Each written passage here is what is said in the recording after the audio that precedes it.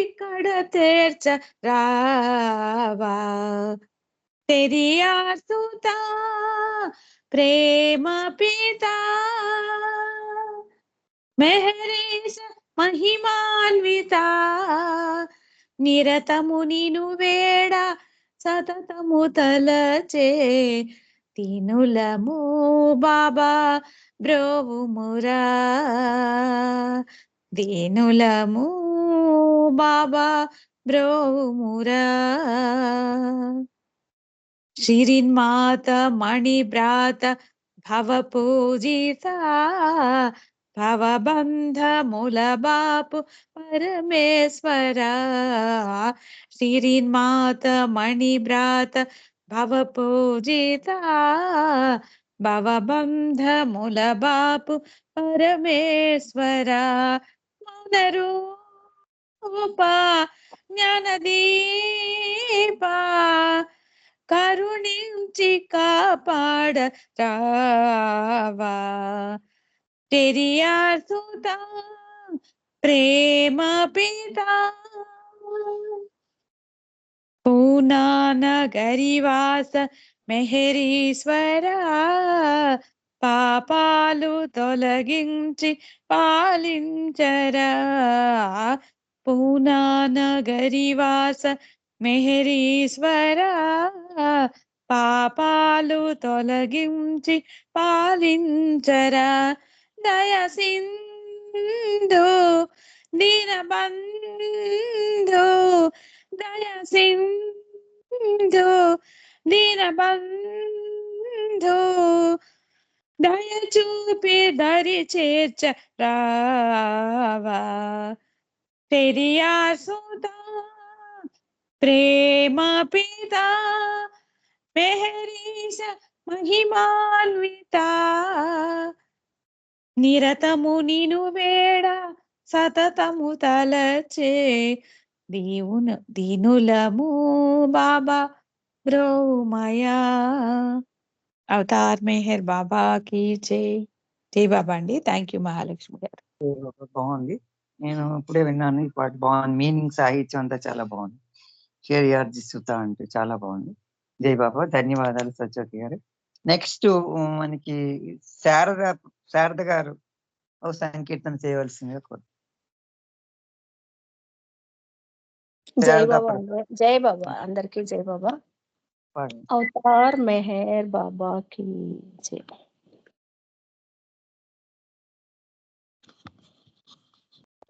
Avatar Meher బాబా కి జై.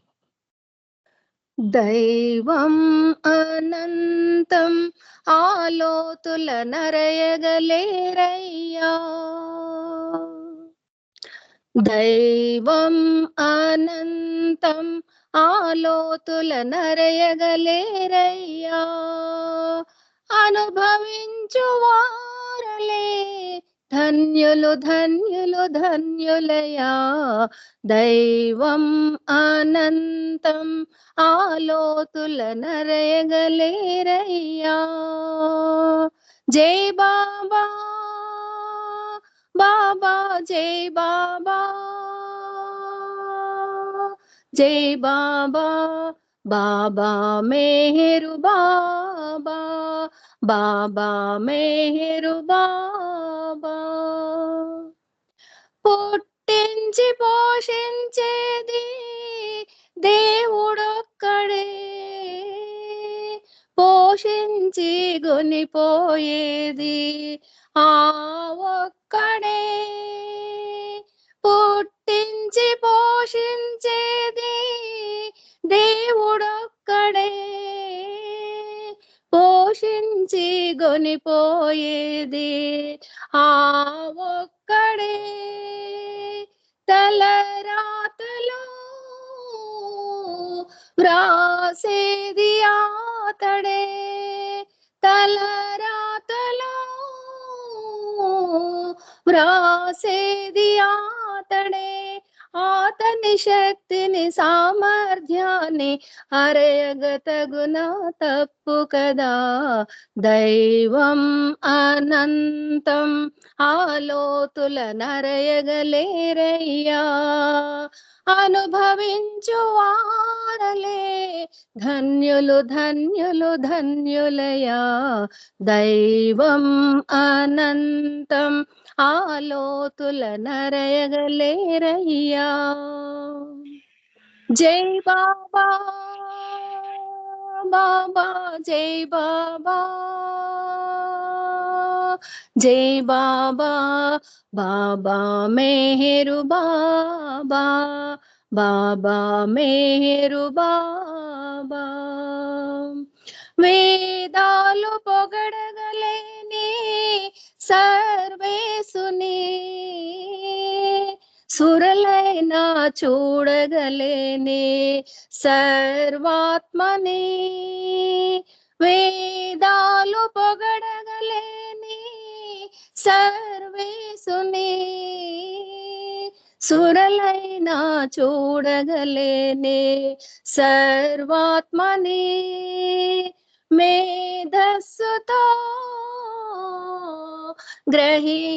గ్రహించగలమా మేధస్సుతో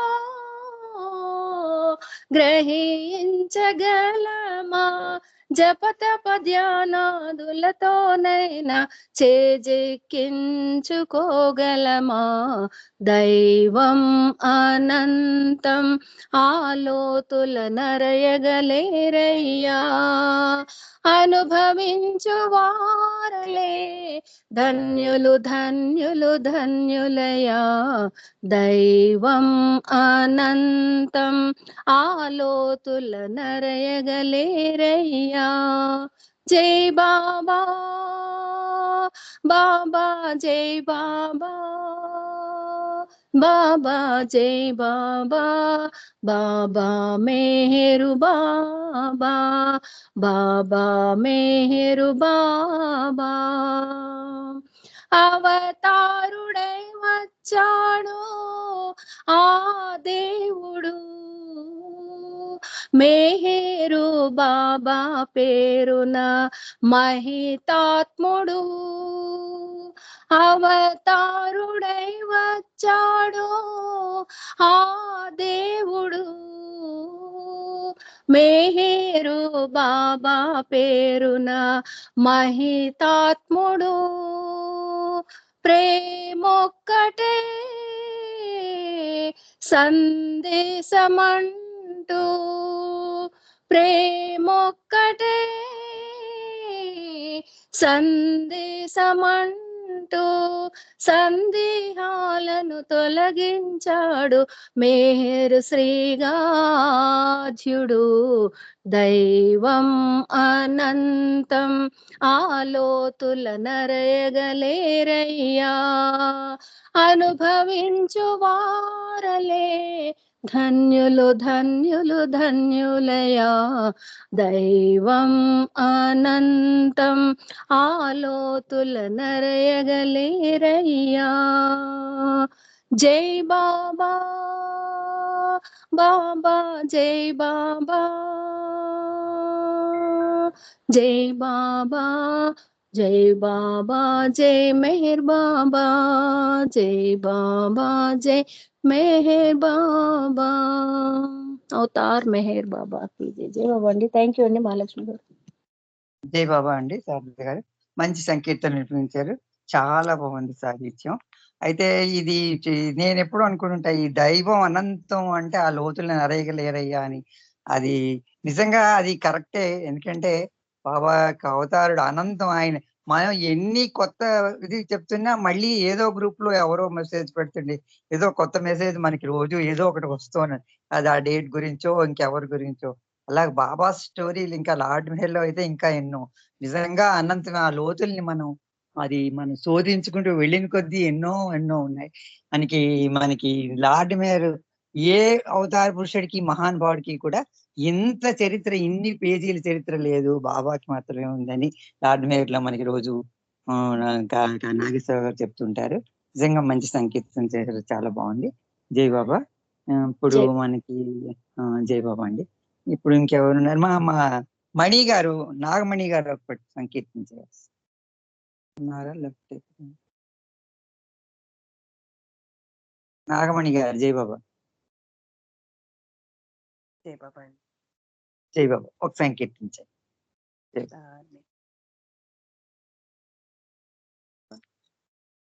మోక్షము కోరెడి మానవుడా, మార్గము తెలియగ సోదరుడా. మోక్షము కోరెడి మానవుడా, మార్గము తెలియగ సోదరుడా. అంధకారమగు లోకములో అందుడవై విలపించితివి. అంధకారమగు లోకములో అందుడవై విలపించితివి. ఆత్మజ్ఞానము ఏలలో అంతమునందు సమయమున. ఆత్మజ్ఞానము ఏలలో అంతమునందు సమయమున. అరుదెంచినది నవయుగ జ్యోతి మెహరు బాబా నామముతో. అరుదెంచినది నవయుగ జ్యోతి మెహరు బాబా నామముతో. మోక్షము కోరెడి మానవుడా, మార్గము తెలియగ సోదరుడా. ప్రకృతి మాయా బంధనలో చిక్కెడి శోధన చేసితివి. ప్రకృతి మాయా బంధనలో చిక్కెడి శోధన చేసితివి. దీనుల మొరవిని శ్రీహరియే పురుషోత్తముడై ఇలలో. దీనుల మొరవిని శ్రీహరియే పురుషోత్తముడై ఇలలో. అరుదెంచినది నవయుగ జ్యోతి మెహరు బాబా నామముతో. అరుదెంచినది నవయుగ జ్యోతి మెహరు బాబా నామముతో. మోక్షము కోరెడి మానవుడా, మార్గము తెలియగ సోదరుడా. ఐహిక వాంఛలు వీడుమురా, దైవ ప్రేమ సాధించుమురా. ఐహిక వాంఛలు వీడుమురా, దైవ ప్రేమ సాధించుమురా. ప్రేమమూర్తిని కొలువుమురా, ప్రకృతి మాయను గెలువుమురా. ప్రేమమూర్తిని కొలువుమురా, ప్రకృతి మాయను గెలువుమురా. అరుదెంచినది నవయుగ జ్యోతి మెహరు బాబా నామముతో. మోక్షము కోరెడి మానవుడా, మార్గము తెలియగ సోదరుడా. సేవక ప్రేమిక సోదరుడు మెహరు సేవకు అంకితుడై. సేవక ప్రేమిక సోదరుడు మెహరు సేవకు అంకితుడై. మోక్ష మార్గము మెహరుడని అనుభూతిగనే తెలిపెనుగా. సేవక ప్రేమిక సోదరుడు మెహరు సేవకు అంకితుడై. మోక్ష మార్గము మెహరుడని అనుభూతిగనే తెలిపెనుగా. అరుదెంచినది నవయుగ జ్యోతి మెహరు బాబా నామముతో. మోక్షము కోరెడి మానవుడా, మార్గము తెలియగ సోదరుడా. అవతార్ మెహర్ బాబా కీ జై. మహాలక్ష్మి గారు జై బాబా అండి. జై బాబా అండి. మణి గారు, నాగమణి గారు మంచి కీర్తన వినిపించారు, చాలా బాగుంది. అయితే మనకి ఇంకా 5 నిమిషాలే ఉంది. 5 నిమిషాలు కాలం తెలియటం లేదు. అలా టైం బాబా నామంలో ఉన్నా లేకపోయినా టైం అయిపోయినప్పుడే 5 నిమిషాలు తక్కువ 5 అయిపోతుంది. ఇంకా శ్రీకుమార్ గారు, రమణమ్మ గారు ఒకటి పాడతారా సంకీర్తన చిన్నది?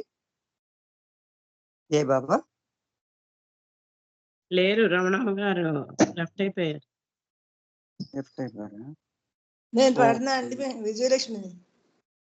మీరు జాయిన్ అయ్యారా? చూడలేదు మీ పేరు. అయితే పాడండి అమ్మ విజయలక్ష్మి, మీరు పాడండి సంకీర్తన. ఓకే.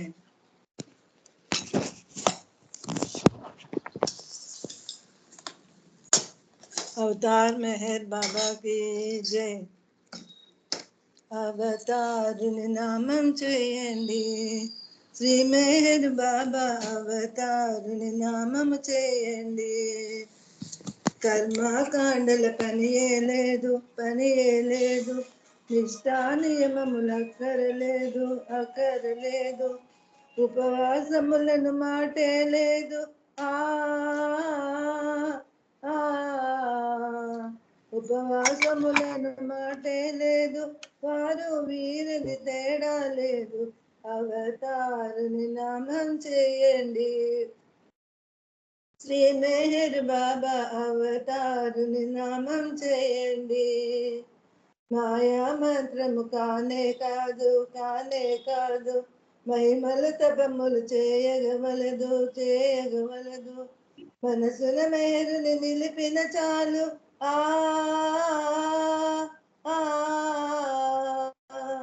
మనసుల మేరుని నిలిపిన చాలు ఆ నామము తలచిన కలుగును మేలు అవతారుని నామం చేయండి శ్రీ మెహర్ బాబా అవతారుని నామం చేయండి ఎన్నో జన్మల పొందని భాగ్యం అదిగో చూడుము మేరుని రూపం తన్మయముందే చిన్మయ రూపం ఆ తన్మయముందే చిన్మయ రూపం కాంచిన కలుగున పశ్చాత్తాపం అవతారుని నామం చేయండి శ్రీ మెహర్ బాబా అవతారుని నామం చేయండి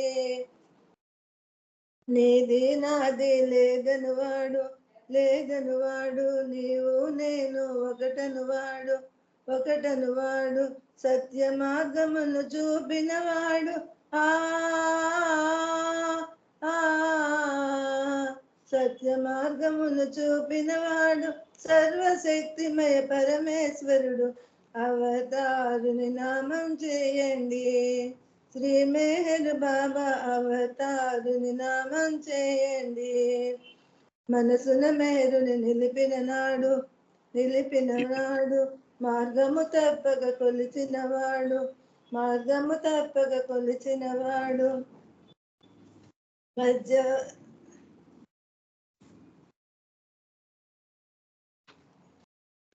మధ్యవర్తులను మాటే లేదు ఆ మధ్యవర్తులను మాటే లేదు అన్యులకక్కడ స్థానం లేదు అవతారుని నామం చేయండి శ్రీ మెహర్ బాబా అవతారుని నామం చేయండి ప్రేమ స్వరూపం ప్రియతమ నామం శాంతి స్వరూపం చల్లని నామం మధురం మేరుని నామం ఆ మధురం మేరుని నామం మననము చేసిన బ్రహ్మానందం అవతారుని నామం చేయండి శ్రీ మెహర్ బాబా అవతారుని నామం చేయండి అవతారుని నామం చేయండి అవతార్ మెహర్ బాబా కి జై జై బాబా అండి జై బాబా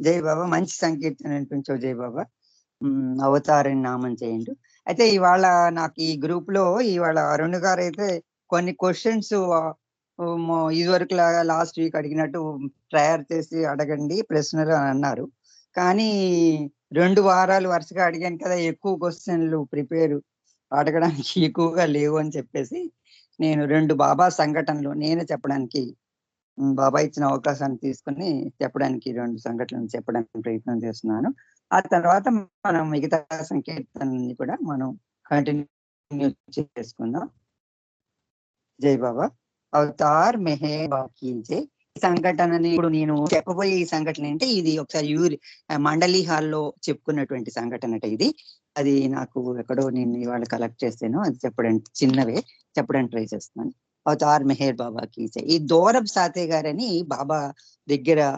1950-60లో కూడా బాబాని చూసాడు అప్పటి నుంచి ఈయన బాబా ప్రేమికుడు. అంటే ఈ దౌరబ్ సాతే గారు ఈరిచ్ కి కజిన్ బ్రదర్ అవుతారు అన్నమాట. సో చాలా రోజుల నుండి కూడా ఈ దౌరబ్ సాతే గారు బాబా లవర్. బొంబాయి నుండి ఎప్పుడు వచ్చాడు, 1950s 60s లో కూడా చాలా సార్లు బాబాని దర్శించుకున్నాడు అన్నమాట. అంచేత ఆయనతో బాబాకి ఎన్నో అనుభవాలు ఆయనకున్నాయి. తొలి రోజుల్లో బాబాని దర్శించాడు. బాబా యొక్క అనుభవాలు, ఫీలింగ్స్ కూడా అతనితో ఎప్పుడు ఉన్నాయి. మళ్ళీ ఈ దౌరబ్ సాతే బాబాకి ఎప్పుడు లెటర్స్ కూడా రాస్తూ ఉండేవాడు అన్నమాట. లెటర్స్ అప్పుడు ఒక్కొక్కసారి బాబా దౌరబ్ని రాస్తూ ఉన్నప్పుడు, నాకు హఫీజ్ అంటే ఇష్టం కదా, హఫీజ్ అనే సూఫీ కవి గజిల్స్ కూడా బాబా ఎక్కువ ఇంట్రెస్ట్ పడుతూ ఉంటారు కాబట్టి, నువ్వు ఎప్పుడైనా లెటర్ రాసినప్పుడు హఫీజ్ సూక్తుల్ని కోట్ చేస్తూ రాస్తూ ఉండు అని చెప్పేవారట. అలాగే ఆయన ఒకసారి హఫీజ్ యొక్క రెండో సూక్తి రాస్తూ ఆయనకు ఒకసారి బాబా ఎప్పుడో లెటర్ రాసినప్పుడు అప్పుడు బాబా చెప్తారు. ఇది చెప్పబోయే ముందు మనం ఈ హఫీజ్ సూక్తులు కూడా ఒకసారి చెప్పుకుందాం. ఏంటంటే బాబా బాడీ డ్రాప్ చేయడానికి, శరీరం డ్రాప్ చేయడానికి ముందే బాబా అలోబా చేత ఈ హఫీజ్ 3 సూక్తులు కూడా బాబా బోర్డు తెచ్చి అక్కడ పెట్టమని చెప్తారు. మనందరికీ తెలుసు. హఫీజ్ సూక్తులు ఏంటంటే, ఒక అదృష్టవంతుడైనటువంటి బానిస ఎందుకు ఏమిటి అని ఏం ప్రశ్నించకుండా గురువు ఏం చెప్పినా ఆయన యొక్క ఆజ్ఞని పాలిస్తాడు.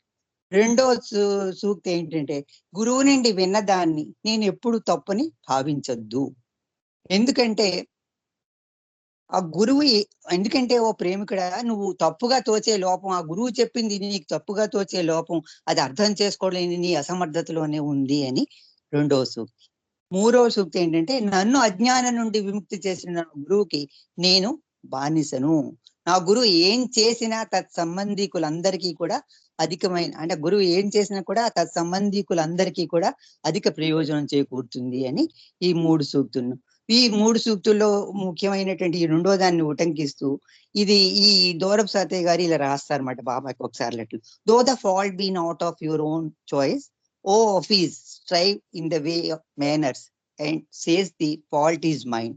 అంటే అదే, గురువు ఏం చేసినా తప్పని భావించదు. అది తప్పని భావిస్తే అది నీ అర్థం చేసుకోవడం నీలోనే లోపం ఉంది అని ఆ రెండో సూక్తిని ఇంగ్లీష్ లో ఆయన రాస్తారు. ఈ సూక్తిని వెనకాల ఒక మంచి సంఘటన దాగుంది అని బాబా ఒకసారి ఈ సూక్తి వెనకాల ఉన్నటువంటి జరిగిన సంఘటనని బాబా చెప్పడం జరుగుతుంది. ఏంటంటే, ఈ హఫీజుకి ఒక గురువు ఉన్నాడు, మహమ్మద్ అత్తర్ అని. మనకి హఫీజ్ స్టోరీలో మనకి తెలుస్తుంది. ఆయన ఎప్పుడు కూడాను ఈ గురువు ఏం చెప్పినా చేస్తాడు హఫీజ్. అలాగా హఫీజు ఆయన గురువు చెప్పినట్టుగా ఒకసారి అన్ని ఏవో ఫూలిష్ పనులు, ఏవో ఆడ్ యాక్షన్స్ అన్నమాట, వెకిలి చేష్టలు, ఇలాగా ఏవో కొన్ని తెలివి తక్కువ పనులన్నీ కూడా చేయమని చెప్పేవాడు గురువు. సరే, గురువు ఆజ్ఞని పాలించడం హఫీజ్ కి ప్రథమ కర్తవ్యం అనమాట, ఆయన సూక్తులే అవి. సో అందుకని గురువు చెప్పినట్టు చేస్తాడు. అలా చేస్తే హఫీజు హఫీజ్ గురువు అయినటువంటి మహమ్మద్ అత్తర్ ఏమో ఆ ఊళ్ళో ఉన్నటువంటి ఆ ప్రజలందరికీ కూడా ఏమని చెప్పేవాట, ఇవాళ పొద్దున్న హఫీజ్ ఏం చేశాడో తెలుసా, ఇలా కోతిలా అలా చేశాడు, ఈ పనులు చేశాడు, చాలా వెకిలి పనులు చేశాడు అని చెప్పి ఊళ్ళో వాళ్ళందరికీ హఫీజ్ని వెక్కిరిస్తూ వేళాకోళంగా ఒక సంగీతంలాగా కథల్లాగా చెప్తున్నారు. ఆయన గురువే, ఆయన చెప్పినట్టే చేశాడు హఫీజు. ఆయన చెప్పిందే మళ్ళీ ఆయన ఎదురుగుండానే హఫీజ్ని వెక్కిరించి ఇలా అన్ని చెప్తున్నాడు. అప్పుడు హఫీజ్కి ఏమైందంటే, తన సొంత గురువుకే వ్యతిరేకంగా ఉండాల్సి వచ్చింది. ఆయన చెప్పినట్టు చేశాడు విధేయతగా, అయినప్పటికీ ఆయనకే వ్యతిరేకంగా ఉండాల్సి వచ్చింది. అయితే కానీ హఫీజ్ ఏం చేస్తాడు, ఆ గురువు యొక్క గౌరవం ఏ మాత్రం ఎక్కడ తక్కకుండా ఉండాలని చెప్పి ఎంత అవమానం చేసినా, ఎంత అందరి ముందు కూడా ఆయన అన్ని చెప్పినా, వేళాకోళం చేసినా, ఆయన తప్పులన్నిటినీ కూడా తన నెత్తి మీద వేసుకున్నాడు అన్నమాట. వేసుకుని హఫీజ్ ఏం కూడా మాట్లాడలేదు. అంటే ఆ గురువుకి అంత విధేయత చూపించాడు హఫీజ్. అలాగా ది పాత్ ఆఫ్ గాడ్, అంటే ఈ భగవంతుని చేరే మార్గంలో సాధకుడికి ఇలాంటి ప్రయత్నాలు ఎన్నో ఎదురవుతూ ఉంటాయి అని ఈ దౌరబ్ సాతే గారు చెప్తూ, ఇది దౌరబ్ సాతే గారు చెప్పినటువంటి సంఘటనలు ఈ రెండు కూడా. ఫస్ట్ నేను చెప్తున్నాను, ఈ దౌరబ్ సాతే గారు ఇలాంటి ప్రయత్నాలు ఎన్నో ఎదురవుతూ ఉంటాయి అని చెప్తూ, ఆయన ఒక జిగార్ అనేటువంటి గురువు యొక్క కొటేషన్ కూడా దౌరబ్ సాతే గారు చెప్తారు. అంటే మన పాత్ ఆఫ్ గాడ్, ఈ భగవంతుని చేరే మార్గంలో సాధకుడికి ఎన్నో ఇలా అవమానాలు ఏవో ఎన్నో జరుగుతూ ఉంటాయి. అవన్నీ ఎదుర్కొంటూ వెళ్ళినప్పుడే సాధకుడు ఆ భగవంతుని చేరే మార్గంలోకి వెళ్ళగలుగుతాడు అన్నమాట. అందుకని అలా వెళ్ళినప్పుడు ఇలాంటివన్నీ జరుగుతూ ఉంటాయని చెప్తూ ఈ జిగార్ చెప్పినటువంటి ఒక ఉర్దూ కవి కొటేషన్ ని చెప్తారు. అది ఏంటంటే ఏ ఇష్క్ నహీ ఆసాన్ ఇత్నా తో సమజ్ లీజియే ఏక్ ఆగ్ కా దరియా హై ఔర్ డూబ్ కే జానా హై. అంటే అంటే దీని అర్థం ఏంటంటే ప్రేమ అంటే అంత సులభం కాదు, అర్థం చేసుకోవాలి, అర్థం చేసుకోవడానికి అంత సులభం కాదు. ప్రేమ అంటే ఏంటిట, పడబాగ్నితో నిండిన సముద్రాన్ని ఈదడం లాంటిది. అంటే మామూలుగా సముద్రాన్ని ఈదడమే కష్టం, అలాంటిది అగ్ని జ్వాలలతో నిండిన సముద్రాన్ని ఈదడం అంటే ఎంత కష్టమో చూడండి. అంత కష్టం అంట ప్రేమ అంటే. ఇష్క్ నహీ ఇత్నా ఆసాన్ ఏ ఆగ్ కా దరియా హై డూబ్ కే జానే. అంటే ఈ బడబాగ్నితోటి అగ్ని జ్వాలలతో నిండినటువంటి సముద్రాన్ని దాటాలి అని ఈ ఆయన యొక్క కొటేషన్ ని ఈయన చెప్పడం జరుగుతుంది. అలాగే ఈ దోరబ్జీ గారు అంటే ఈ రిచ్ గారి కజిన్, ఈయన యొక్క లైఫ్ లో మరొక సంఘటన కూడా జరుగుతుంది అన్నమాట. ఏంటంటే 1968 లో పూనా, బొంబాయి అలా కొన్ని ప్లేసెస్ నుంచే బాబా కొద్ది మంది కార్యకర్తల్ని బాబాని బాబా ఇన్విటేషన్ ఇచ్చి దర్శనానికి పిలుస్తారు. అందరికీ కాకుండా కొద్ది మంది కార్యకర్తలకే బాబా దర్శనం ఇస్తున్నామని పిలుస్తారు అన్నమాట. అప్పుడు ఈయన కూడా ఈ దోరబ్జీ ఏం చేస్తాడు, బాబాకి ఏదైనా తీసుకెళ్దాం అని చెప్పేసి ఒక లావెండర్ పెర్ఫ్యూమ్ కొని పెడతాడు ఈ దోరబ్జీ గారు. అప్పుడు బాబా ఏం చేశారు, 68 దర్శనంలో ఒక మెసేజ్ ఇచ్చారు. ఏంటంటే ఎవరు ఏ వస్తువుల్ని తేకూడదు, తర్వాత ఏ మెసేజెస్ ని పంపకూడదు, ఎవరికైతే ఆహ్వానం వచ్చిందో వాళ్ళే రావాలి, వాళ్ళే దర్శనం చేసుకోవాలి అని 1968లో కొద్ది మందికే, కొంతమంది పూనా, బొంబాయి నుంచి వచ్చి బాబా దర్శనం చేసుకో. అయితే ఈ దోరబ్ సాతే గారు ఈ రిచ్ గారి కజిన్. ఇప్పుడు ఈయన కజిన్ ఇంకొక ఆయన బుర్జోర్ అని, ఆయన కూడా బొంబాయి ప్రేమికుడే. ఈ దోరబ్ సాతే గారు వాళ్ళ కజిన్ బుర్జోర్ అనేటువంటి ఈయన కూడా బాబా దగ్గర, ఈయనకి ఈ బుర్జోర్ అనే ఆయనకి బాబా దగ్గర నుంచి ఇన్విటేషన్, పిలుపు వచ్చింది దర్శనానికి రమ్మని. అప్పుడు అదే బొంబాయిలోనే ఉన్నటువంటి వాళ్ళ కజినే కాబట్టి ఈయన ఏం చేస్తారు, దోరబ్ సాతే గారు ఆ లావెండర్ పెర్ఫ్యూమ్ తీసుకుని వెళ్ళి ఇలా బాబాకి తీసుకెళ్ళి ఇస్తావా అని అడుగుతారు. అప్పుడు బుర్జోర్ అంటారు, బాబా స్ట్రిక్ట్ ఆర్డర్స్ ఇస్తారు కదా, నేను ఎలా పట్టుకెళ్తాను, నేను పట్టుకెళ్ళను, బాబా ఇప్పుడు ఏమి తేవద్దు, ఎవరు మెసేజెస్ పెట్టద్దు అని చెప్పారు, నేను ఎలా పట్టుకెళ్తాను, నేను పట్టుకెళ్ళను, ఆయన తిరస్కరిస్తాను. అప్పుడు ఈయన ఈ దోరబ్ సాతే గారు అంటారు, పోనీ బ్యాగ్ లో పెట్టుకో, నువ్వు నీతో పట్టుకెళ్ళు, బాబా మళ్ళీ తిరిగి వచ్చాక నాకు ఇచ్చే, నువ్వు బ్యాగ్ లో పెట్టుకో చాలు అని చెప్పి బాబా చెప్తారు. అంటే సరే అయితే అని అప్పుడు ఈ బుర్జోర్ అనేటువంటి ఆయన ఇచ్చాడు కదా అని బ్యాగ్ లో పెట్టుకుంటాడు. ఆయన కోరికని కాదనలేక పట్టుకుని వెళ్తాడు బాబా దర్శనం. అప్పుడు కొద్ది మందికి కొన్ని రోజులే దర్శనం ఇచ్చారు. అలాగ అన్ని రోజులు దర్శనం అయిపోయిన తర్వాత ఆఖరి రోజుని ఈ దోరబ్ సాతే గారు వెళ్ళిపోతూ బయటికి వచ్చేసి మళ్ళీ ఎందుకో వెనక్కి వెళ్తాడు బాబా రూమ్ లో, మళ్ళీ వెళ్ళడం జరుగుతుంది. అప్పుడు అలా వెళ్ళినప్పుడు బాబా అడుగుతారు, నీవేమైనా నా కోసం తెచ్చేవా అని అడుగుతారు బాబా. అప్పుడు బుర్జోర్ అంటారు ఆయన, లేదు బాబా అని చెప్తారు. అప్పుడు బాబా అంటారట, చూడండి, నన్ను మోసం చేయడానికి ప్రయత్నించకు, ఎందుకంటే ఆయన ఆమ్నిపోటెంట్, ఆమ్ని ప్రెజెంట్, సర్వజ్ఞుడు, ఆయనకి తెలియనిది ఏముంది, అన్ని తెలుసు. మన జీవితాలన్నీ కూడా ఆయనకి తెరిచిన పుస్తకాలే. అందుకని నువ్వు నన్నేం మోసం చేయకు, నువ్వు ఒకవేళ ఏమైనా తెస్తే నాకు ఇచ్చేయి అన్నారట బాబా. అప్పుడు ఈ బుర్జోర్ వెంటనే బ్యాగ్ లోంచి లవండర్ బాటిల్ తీసి బాబాకి ఇవ్వడం జరుగుతుంది. బాబా ఎంతో సంతోషిస్తారు. ఆ తర్వాత ఈయన వచ్చేస్తాడు. అయితే బాబా చూడండి, ఈ బుర్జోర్ ఇంకా బొంబాయి వెళ్లకుండానే వెంటనే దోరబ్ సాతేకి టెలిగ్రామ్ ఇచ్చారు. ఆ టెలిగ్రామ్ లో ఏమని రాస్తారంటే, నీవు ఎంతో ప్రేమతో పంపిన పెర్ఫ్యూమ్ నాకు అందినది, నీకు, నీ భార్య రోషన్ కి, నీ బాబు పెరిస్ కి, అందరికి కూడా నా లవ్ బ్లెస్సింగ్స్ అని చెప్పి బాబా వెంటనే టెలిగ్రామ్, ఇంకా ఈయన వెళ్ళకుండానే ఈ లోపునే బాబా టెలిగ్రామ్ ఇస్తారు. సో ఆ బుర్జోరు ఆయన ఎంతో సంతోషిస్తారు ఆ టెలిగ్రామ్ చూసి బాబా. అంటే అలాగ ఆయన మనసులో ఉన్న చిన్న కోరికని బాబా అలా నెరవేర్చారు.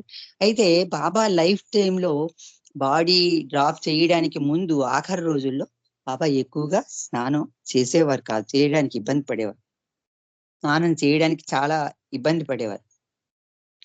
హలో, నా వాయిస్ వినపడుతుంది కదండి? హలో,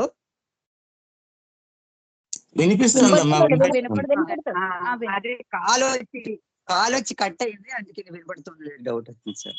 జై బాబు. అప్పుడు ఆయన అంటారు అనమాట, బాబా స్నానం చేయడానికి చాలా ఇబ్బంది పడేవారు అనమాట. అప్పుడు బాబా ఈ రిచ్ గారు కనీసం బాబా నీవు మండలి వాళ్ళందరూ కూడా చాలా భయపడతారు, ఏంటి బాబా ఇన్ని రోజులు స్నానం చేయట్లేదు, బాబా స్కిన్ కండిషన్ ఏమైనా అవుతుందో అని చెప్పేసి ఎంతో భయపడుతూ ఉండేవారు. అప్పుడు యూరిచ్ ఎంత చెప్పినా బతిమాలినా కూడా బాబా ఒప్పుకునేవారు కాదు. అప్పుడు యూరిచ్ గారు ఒకసారి అంటారు, బాబా బాబా అట్లీస్ట్ నీ కాళ్ళైనా కడగని, కీళ్ళని కడగని అని అడుగుతారు. అప్పుడు అలా ఒప్పించి యూరిచ్ గారు బాబా కాళ్ళు అని చెప్పి, అలా అలా చేతులు అని చెప్పి, అలా అలా మళ్ళీ శరీరం కూడా అంతా అలా ఈ పెర్ఫ్యూమ్ వాటర్ తో బాబాకి చాలా బాబాని అలా నెమ్మదిగా ఒప్పిస్తూ స్నానం చేయించేవారు నెమ్మదిగా ఈ పెర్ఫ్యూమ్ వాటర్ తోటి. అంటే ఈ దూరపు సాతయ్య గారు పంపినటువంటి ఈ పెర్ఫ్యూమ్ లెవెండర్ బాటిల్ తోటి అప్పుడు బాబాకి స్నానం చేయించడం జరుగుతుంది. అప్పుడు బాబా అంటారట, నువ్వు ఈ ట్రిక్ నా దగ్గరే కదా నేర్చుకున్నావు నానంటే అని అంటారు. అంటే బాబా మస్తుల్నికి స్నానం చేయించేటప్పుడు వాళ్ళు స్నానం చేయడని బాగా ఇబ్బంది పెడుతూ ఉన్నప్పుడు బాబా అలాగే చేసేవారు. ఏమని అంటే ఈ వాళ్ళు చేయమంటున్నా సరే ముందు కాళ్ళు కడుగుతాను చేతులు, అలాగే మొత్తం శరీరం అంతా చేసేవారు బాబా. సో ఇది నా ట్రిక్, నా దగ్గర నేర్చుకున్న ట్రిక్కే కదా అని బాబా యూరిచ్తో అంటారు కూడాను. అయితే ఇక్కడ మనం ముఖ్యంగా చెప్పుకోవాల్సిన విషయం ఏంటంటే ఆ పెర్ఫ్యూమ్ తో చేయించడం, ఆ దూరపు గారు పంపించడం, ఆయన సంతోషించడం, ఆయన కోరిక తీర్చడం ఇదంతా అయినప్పటికీ కూడా అదే బాబాకి ఆఖరి స్నానం, లాస్ట్ బాత్ లాస్ట్. ఆ తర్వాత మళ్ళీ బాబాకి స్నానం చేయించడం కుదరలేదు. తర్వాత ఒక 2 వారాల్లో బాబా బాడీ డ్రాప్ చేశారు. ఈయన ఇచ్చిన పెర్ఫ్యూమ్ వాటర్తో స్నానం చేశారు, యూరిచ్ గారు చేయించారు. ఆ తర్వాత 2 వారాల్లో బాబా బాబా బాడీ డ్రాప్ చేశారు. ఆ విధంగా జరిగింది. అంటే అంటే బాబా మనసుల్లో ఉన్నటువంటి చిన్న కోరికను కూడా బాబా ఎలా తీరుస్తారు అనేది ఒక మనకి ఇక్కడ సంఘటన తెలిసింది. ఇది 2 కూడా ఈ దూరపు గారి లైఫ్ లో జరిగినటువంటి సంఘటనలు. ఇవాళ నాకు సడన్ గా అని గుర్తొచ్చి చెప్పడం జరిగింది. తర్వాత మరొక చిన్న సంఘటన ఏంటంటే నేను ఇవాళ చెప్దాం అనుకున్నది, బాబా ఒకసారి అహ్మద్ నగర్ లో ఉన్నప్పుడు బాబా కుష్టివారి ఆశ్రమం ఉండేది. బాబా కుష్టివారి ఆశ్రమం ఉండేది, ఎస్లం అని. దాంట్లో దానికి ఎవరంటే బువా సాహెబ్ ఫిరోదియా ప్రెసిడెంట్, అధ్యక్షుడిగా ఉండేవాడు. ఆ కుష్టివారి ఆ ఆశ్రమానికి ఆయన అధ్యక్షుడిగా ఉండేవాడు బువా సాహెబ్. ఆయన బాబా ప్రేమికుడే. తొలి రోజుల్లో బాబా దగ్గర ఉండేవాడు. అప్పుడు బాబాని అడుగుతాడనమాట, ఒకసారి బాబా నువ్వు మహమ్మద్ నగర్ లో మా కుష్టివారి ఆశ్రమం కూడా వచ్చి వాళ్ళందరినీ కూడా ఆశీర్వదించాలి, నువ్వు రావాలి బాబా అని చెప్పి అడిగితే బాబా అందుకు అంగీకరిస్తారు. అయితే అప్పుడు బాబా అంటారు, నువ్వేంటి ఎక్కువ ప్రచారం ఏం చెయ్యొద్దు, నేను ఈ అందులో ఎస్లంలో ఉండే వాళ్ళకి నేను ఇస్తాను దర్శనం, ఎక్కువ అందరికీ నేను గ్రూపుగా ఎక్కువ మందికి ఎవరు మెహర్ బాబా వస్తున్నారు నేను ప్రచారం చెయ్యొద్దు అని కూడా బాబా చెప్తారు. అప్పుడు బాబా ఈ వీళ్ళని దర్శించడానికి డాకై పాల్కరు ఇంకా కొద్దిమంది మండలి సభ్యులు కొద్ది మందిని తీసుకుని బాబా ఆశ్రమాన్ని విజిట్ చేయడానికి వెళ్ళడం జరుగుతుంది. అంటే బాబా అంటారు, అందరికీ తెలుసు ఈ కుష్టివారి అంటే ఎవరు అనుకున్నారు, వాళ్ళ అందవికార పంజరంలో ఉన్నటువంటి అందమైనటువంటి ఆత్మలు వాళ్ళు అని బాబా చెప్పడం జరిగింది. మన అందరికీ తెలుసు. వాళ్ళు పైకి అలా కనపడుతున్నా మంచి మంచి బ్యూటిఫుల్ సోల్స్ అన్నమాట అని వాళ్ళు అని బాబా చెప్పడం. అలాగే డాకే పాల్కర్ వీళ్ళందరూ వెళ్తారు. అప్పుడు అక్కడ ఉన్నటువంటి అస్లంలో ఉన్న వాళ్ళందరికీ కూడా బాబా చేతుల మీదుగా ప్రసాదం ఇవ్వడం, బాబా ఆలింగనం ఇవ్వడం, ముద్దు పెట్టడం అన్ని కూడా జరుగుతుంది అన్నమాట బాబా కుష్టివారిని. ఆ బువా సాహెబ్ బాబాని అయితే బాబా వీళ్ళని ఉద్దేశించి, బాబా నువ్వు ఏదైనా మెసేజ్ చెప్తావా అని బువా సాహెబ్ బాబాని అడుగుతారు. అప్పుడు బాబా అంటారు, డాకే పాల్కర్ వాళ్ళతో వెళ్ళారు. డాకే పాల్కర్ తో వీళ్ళని ఉద్దేశించి నువ్వు ఏదైనా మాట్లాడు అని చెప్పి డాకే పాల్కర్ తో బాబా చెప్తే అప్పుడు ఈ డాకే పాల్కర్ బాబాతో వెళ్ళినటువంటి ఆయన తొలి రోజుల్లో బాబా దగ్గర ఉండేవారు. ఈ డాకే పాల్కర్ మెహర్ ఆశ్రమంలో ఉన్నప్పుడు కూడా ఈయన టీచర్ గా చేసేవారు డాకే పాల్కర్ మనకి ఆ కథల్లో కూడా మనం చదువుకున్నాం. ఈ డాకే పాల్కర్ ఈ కుష్టి వాళ్ళందరినీ ఉద్దేశించి ఈ విధంగా మాట్లాడుతున్నారు అనమాట. ఏంటంటే మీరందరూ బాబాని దర్శించుకున్నారు, చాలా అదృష్టవంతులు అయ్యారు. భగవంతుడు బాధలు పడేవారిని ఎక్కువగా ప్రేమిస్తాడు, మీకు తెలియదు. ఎందుకని మనం అంటారు కదా, భగవంతుడు ఎవరైతే బాధలతో వాళ్ళకి సన్నిహితంగా ఉంటారు అని మనం చెప్పుకుంటూ ఉంటాం. ఇప్పుడు మనం అలా బాధలు పడేవారిని ఎక్కువగా ప్రేమిస్తాడు. మీరంతా ఎక్కువగా బాధపడుతున్నారు, అందుకే భగవంతుడు ఎంతో ఎక్కువగా బాధపడుతున్నారు, శరీరం అంతా వ్యాధి కదా, అందుకే భగవంతుడు తనంత తాను శ్రద్ధ తీసుకుని మీ వద్దకు వచ్చాడు. మీ బాధలు గత జన్మల సంస్కారాలను అంతం చేస్తాయి. కొత్త సంస్కారాలు, మీ బాధలు గత జన్మల సంస్కారాలని అంతం చేస్తాయి. ఈ బాధలు అనుభవించేయడం వల్ల కొత్త సంస్కారాలు ఒక చక్కని మంచి జీవితం గడపడానికి ఉపయోగపడతాయి. ఈ ఈ బాధలన్నీ అనుభవించడం వల్ల ఏంటంటే గత జన్మ సంస్కారాలన్నీ కూడా అంతం అయిపోతాయి. కొత్త సంస్కారాలు చక్కని మంచి జీవితాన్ని గడపడానికి ఉపయోగపడతాయి. బాబా ఆశీస్సులు ఇవాళ మీరు అందుకున్నారు. అంచేత మీరు అందరూ ఎంతో అదృష్టవంతులు. చక్కని మనోస్థైర్యం, ధైర్యం అన్ని కూడా మీకు వస్తాయి. అంచేత బాధల్ని కష్టాలని కూడా చిరునవ్వుతోటి మీరు భగవంతుడిని తలుచుకుంటూ చిరునవ్వుతో అనుభవించాలి అని చిరునవ్వుతోటి, అంటే బాధ ఇచ్చేవరా భగవంతుడా అనుకోకుండా చిరునవ్వుతో భరిస్తూ నిత్యం భగవంతుడిని తలుచుకోండి అని బాబా చెప్పడం జరిగింది. ఇప్పుడు ఇదంతా వీళ్ళది ఈ కుష్టి వారందరినీ ఉద్దేశించి బాబా ఈ డాకే పాల్కర్ చెప్తూనే ఆయన ఒక చిన్న కథని గుర్తు చేసుకుని ఈ డాకే పాల్కర్ అక్కడ ఉన్న వాళ్ళకి కూడా ఈ చిన్న కథని చెప్పడం జరిగింది. ఏంటంటే ఆ కథ, ఒక ఊరిలో ఒక స్త్రీ ఉందిట. ఆమెకి 9 కొడుకులు, చాలా పేదావిడ ఆవిడ. ఆ 9 పిల్లలు ఏదైనా తినడానికి ఇవ్వమని ఏడుస్తూ ఉంటారు. కానీ ఆవిడ దగ్గర ఏమీ లేవు, పెద్ద ఒక అణ మాత్రమే ఉంది. అది ఇచ్చి వాళ్ళ పెద్ద కొడుకుని ఏదో ఒక క్యాండీ తీసుకురమ్మని చెప్తే ఆ పెద్ద కొడుకు ఆ క్యాండీయో చాక్లెట్ అదేదో ఒకటి తెచ్చాడు. తెచ్చి అది 9 కొడుకులు కదా, 9 పిల్లలు, ఆఖరి పిల్లాడు ఈవిడ చేతిలోనే ఉన్నాడు. అయితే మిగతా 3 కూడా ఆ క్యాండీని కట్ చేసుకుని తినేయడం జరిగింది. అయితే ఈ ఆఖరి వాళ్ళు తినేశారు, నాకు పెట్టలేదు, నాకు కూడా కావాలి అని చాలా పేచి పెడతాడు ఆఖరి పిల్లాడు. ఆఖరి వాడు కొంచెం చంటివాడు చంకలో ఉన్నాడు కాబట్టి చాలా పేచి పెడుతూ ఉంటే అప్పుడు ఎంతో ఓదార్చింది తల్లి. నేను ఎంత ఓదార్చినా ఆ కుర్రాడు ఊరుకోవట్లేదు. అప్పుడు మనం చాలా పేదవాళ్ళం, అది మరో క్యాండీ కొనే అంత స్తోమత లేదు, ఇప్పుడు నేను ఇంకేం చెయ్యాలి అనుకుంటూ, అయితే నేను దానికన్నా తీగా ఉండేటువంటిది, దానికన్నా మధురంగా ఉండేది ఒకటి ఇస్తాను అని అంటుంది. అని చెప్పి ఆ ఏడుస్తున్న పిల్లాడిని ఎత్తుకుని బాగా బుగ్గల మీద, నా ముద్దుల మీద, శరీరం అంతా కూడా ముద్దులు పెట్టేస్తుంది. ఎక్కడ పడితే అక్కడ పెట్టేసి చాలా ఎర్రగా అయిపోయేలాగా ఆ కుర్రాడిని అంతా వరుసగా, ఇంకా మళ్ళీ వాడు ఆ క్యాండీ అడగకుండా అలా ముద్దులు పెట్టేస్తాడు. ఆ పిల్లవాడు చాలా సంతోషపడిపోతాడు. ఆ అమ్మ అంతా ముద్దులు పెట్టే ఆడవాళ్ళు అది మర్చిపోతాడు చాక్లెట్ గురించి. అప్పుడు ఇక్కడ మనం చెప్పుకోవాల్సింది ఏంటంటే, అలాగే భగవంతుడు కూడా మనం అడిగిన ప్రతిదీ ఆయన ఇవ్వలేకపోవచ్చు. ఇప్పుడు ఆ తల్లి పెట్టిన ముద్దులు మాదిరిగానే భగవంతుడు మనకి ఇచ్చిన బాధలు కూడా ఆ ముద్దుల తాలూకు